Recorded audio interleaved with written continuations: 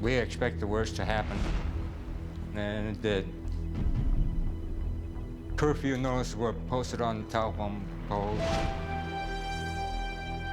And then after that, about a week or so, the notice for the evacuation.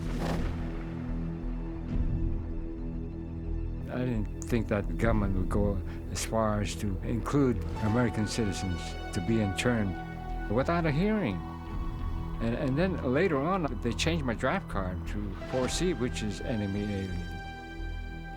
In those days, if you're an Asian, people automatically think you don't belong in this country. You're not an American. And I thought that was wrong.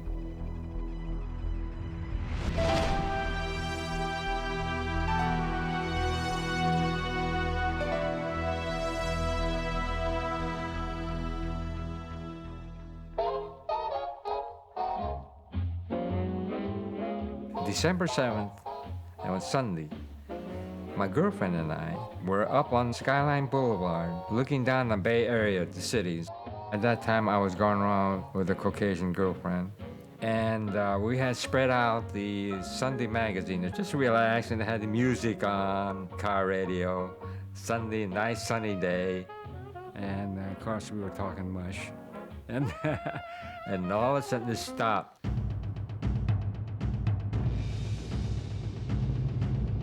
And they announced that Pearl Harbor was attacked. There'd been so much friction between the United States and Japan, and the way Japan was so active going into China and doing all that, invasion and so forth, that I had a feeling that, they're just crazy enough to come down here. And that's what they did.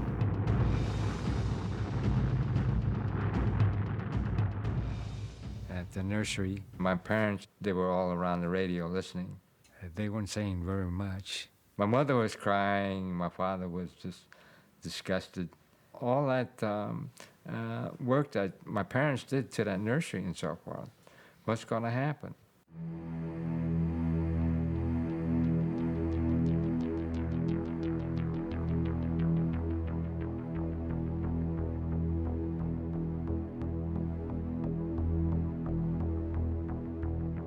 There were a lot of organizations that wanted internment, the agricultural interests in California, for example, because Japanese Americans had been so successful as farmers and competitors. So when Pearl Harbor hit, now they could say it was, quote, military necessity, and therefore they could wholesalely exclude persons of Japanese ancestry from the West Coast. There were a lot of persons, agricultural persons to media persons, who were whipping up anti-Japanese sentiments.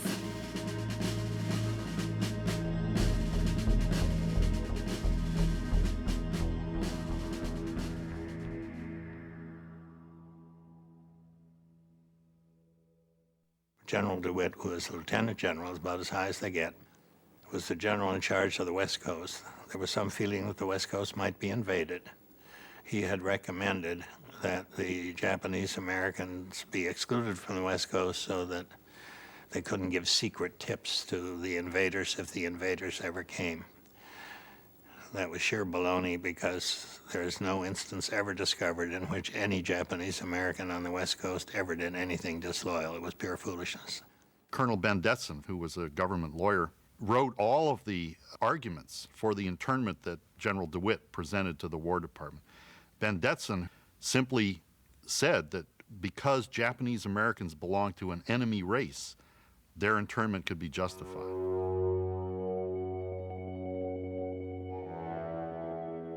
You see, before the war, my parents were very proud people.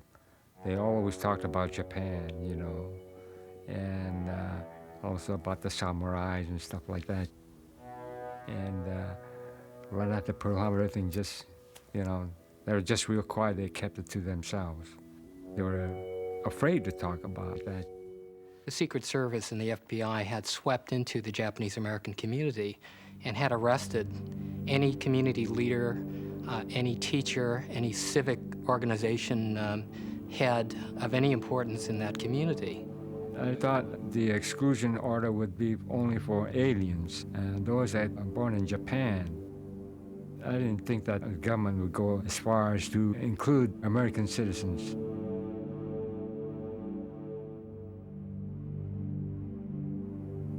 Well, I knew I couldn't take my girlfriend with me, so I decided maybe we should try to sneak out to Nevada to get away from this.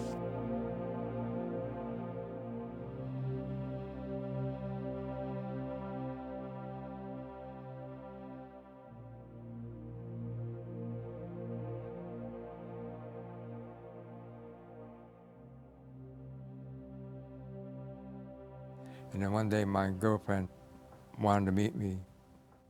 I was waiting for her at the corner, and she didn't show up.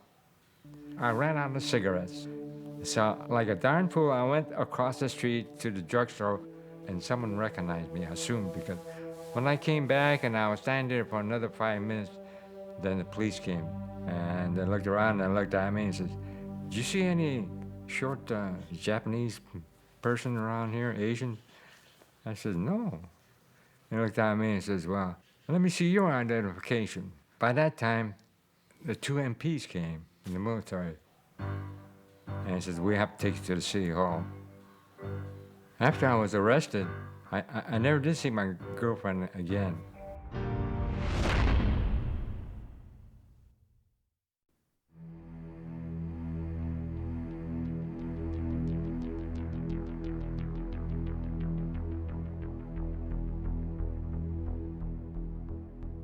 When the MPs took me to a separate room, well, it was a horse stall, and it was way out on the other side of the racetrack. And they took me there in a pickup. But it was a big door for the let horses in. There's a gap about 12 inches down below. There's no floor, it's just dirt. So the wind was blowing through there, and there's cracks all around the wall. And there was a light bulb up there, one light bulb on the ceiling, and that was it. And I went there and I lied on the cot and I said, "Gee, jail was a lot better than this."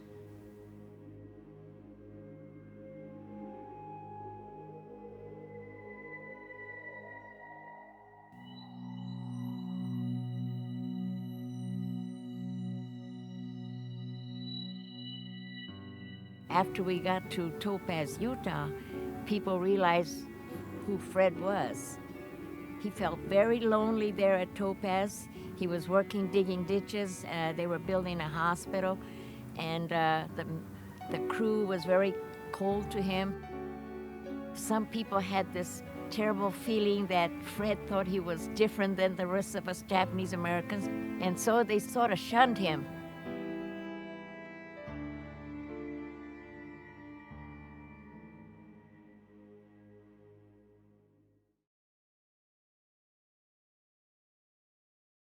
I believe in principles.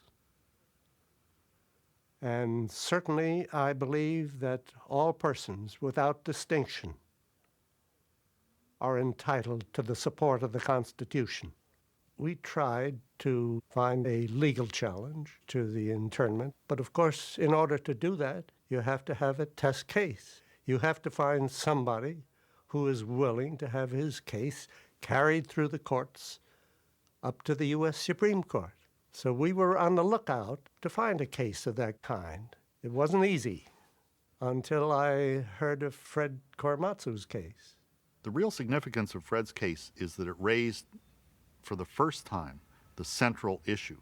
Was the internment itself constitutional?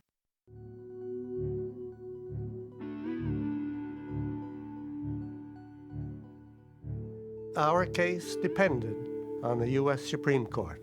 We recognized that at the outset because they would recognize there's no basis legally for this discrimination. It's a denial of due process of law.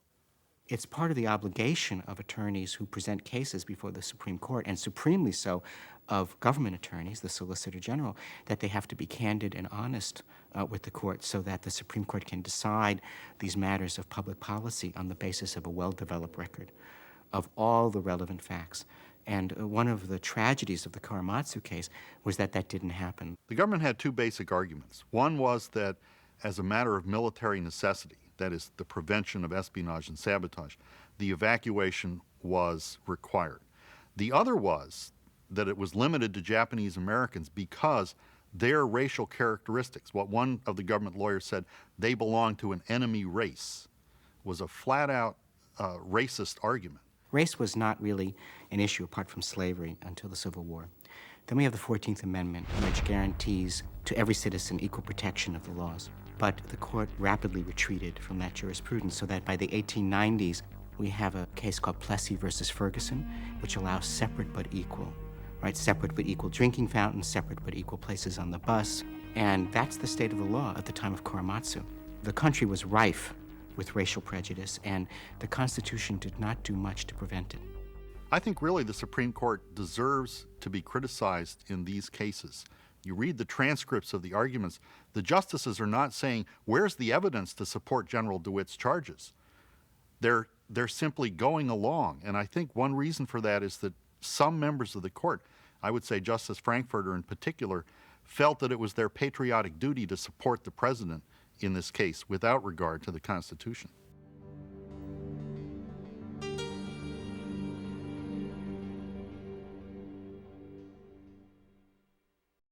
Well, I think the Korematsu case illustrates a number of important things for our society.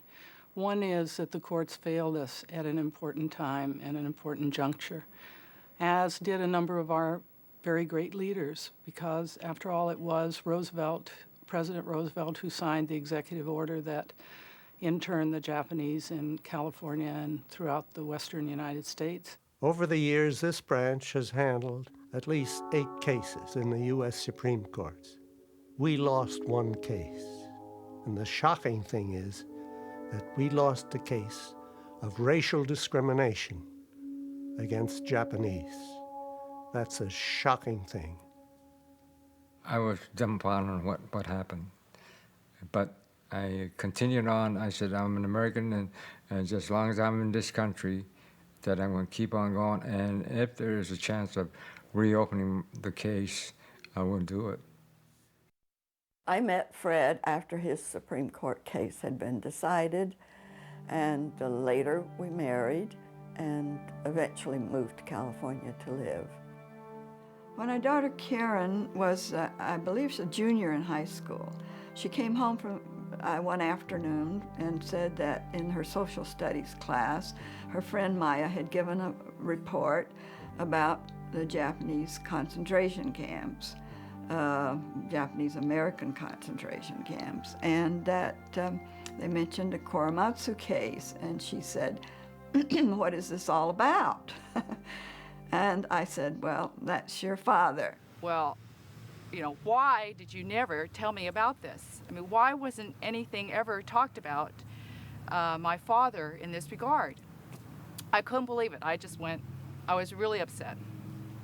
And she said basically that it was something that, it was a subject that my father chose not to discuss. He was quite aware that he had a criminal record, and he did experience discrimination when he applied for employment. He felt responsible for the internment in a sort of backhanded way because his case had been lost in the Supreme Court. He always wanted to reopen his case, but we didn't know how to do that. The internment of Japanese Americans was a fait accompli. By 1944, people had already lost their property, 110,000 people. Some were now homeless. Some had lost their lives. Their whole structure and community was now broken. At that point, do you admit the wrongdoing and say, we're sorry, or do you cover it up? And in 1944, they chose to cover it up.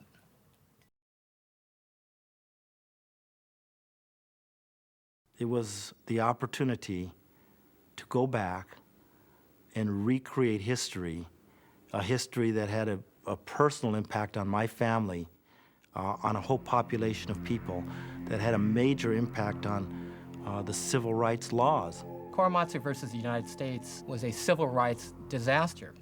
So to be able to reopen that case, to be able to vindicate our families, and to rewrite the books on this was a real opportunity. What I did not expect to find was literally on the top of the first file, a document from one of the Justice Department lawyers to the Solicitor General of the United States saying, we are telling lies to the Supreme Court.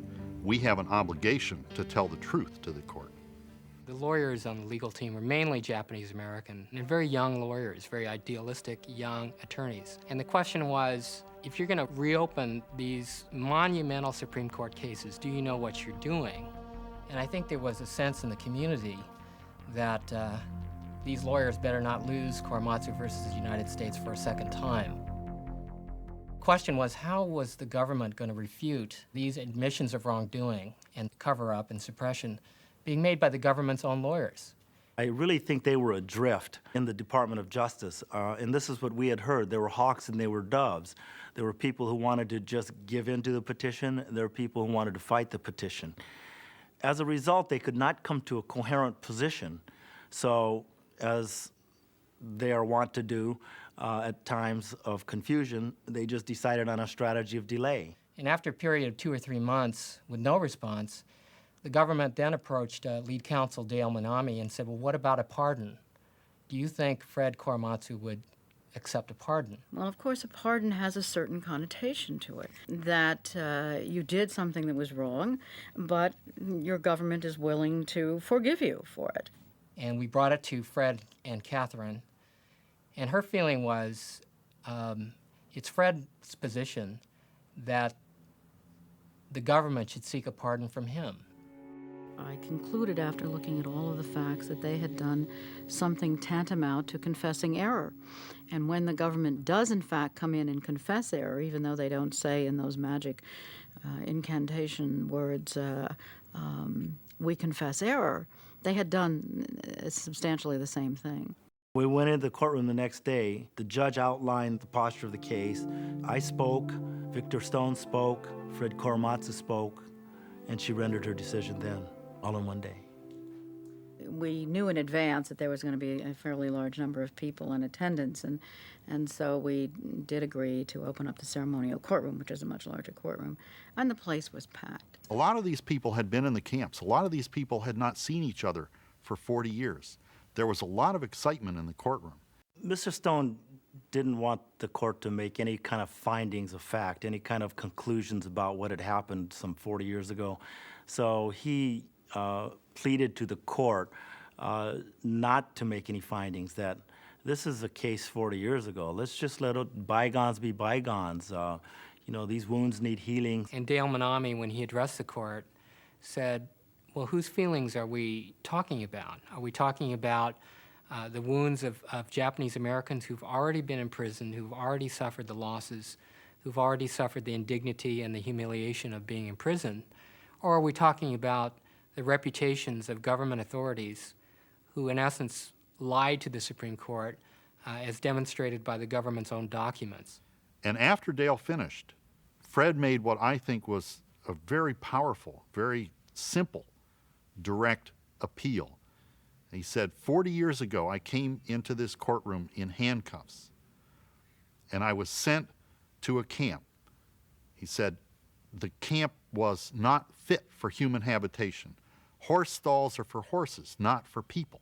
And then went on to entreat the court to overturn his conviction, saying that what happened to him could happen to any American citizen who looks different or who comes from a different country, and that it was important for this court to understand that the relief given to him was not just for him personally, but for, in a sense, the benefit of the whole country.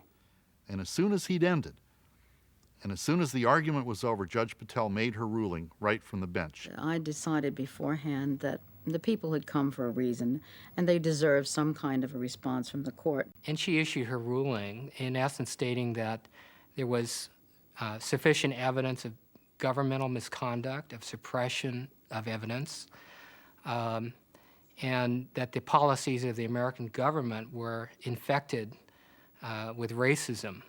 And when she finished and just got up and left, walked out of the courtroom, the audience literally was stunned. I turned to Fred, and Fred looked at me and said, what happened? And I said, Fred, you won. Your conviction's thrown out, you won. And Fred looked at me in a very subdued way. I think he was a little stunned, and he said, "That's good. That's really good." And I just couldn't believe it. It took me quite a while before I actually sunk in that I have won.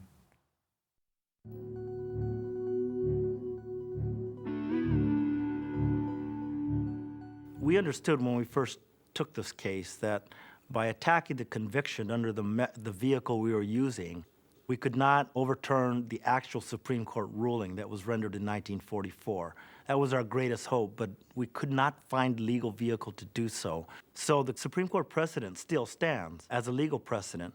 The principle that you can single out people on the basis of their race, their ancestry, I think is the principle that is so dangerous, so subversive to our Constitution. It may help some people to go, wait a minute, what's going on in America right now? Are we inadvertently and in an unconscious way perpetrating a similar abuse against another group? There was discussion that if any American prisoners were taken in the war, in Desert Storm, that there would be a roundup of Iraqis as a trade-off of POWs. 2 years ago, I spoke at the University of Michigan, and we were going through there with the group of us. And all of a sudden, there was another group, students came from the other end, about 15 of them. And they surrounded me and said, Fred, we appreciate what you've been doing. And they gave me a certificate, and it was the Arab students of Michigan. Today, Fred Korematsu is seen as a hero, as he should be. Fred was the ordinary person who at a time of great crisis rises to extraordinary heights. Fred reminded me very much of somebody else, and that's Rosa Parks, the woman who refused to sit in the back of a bus in Birmingham, Alabama. And it's ordinary people like that just making a stand. And it's usually something very simple, like going to work. Fred wanted to stay in his home. That's all he wanted to do. And it's the right that every American has. But it's that kind of person, ordinary people who do extraordinary things, that really shape our history. In the long history of our country's constant search for justice, some names of ordinary citizens stand for millions of souls. Plessy, Brown, Parks. To that distinguished list, today we add the name of Fred Korematsu.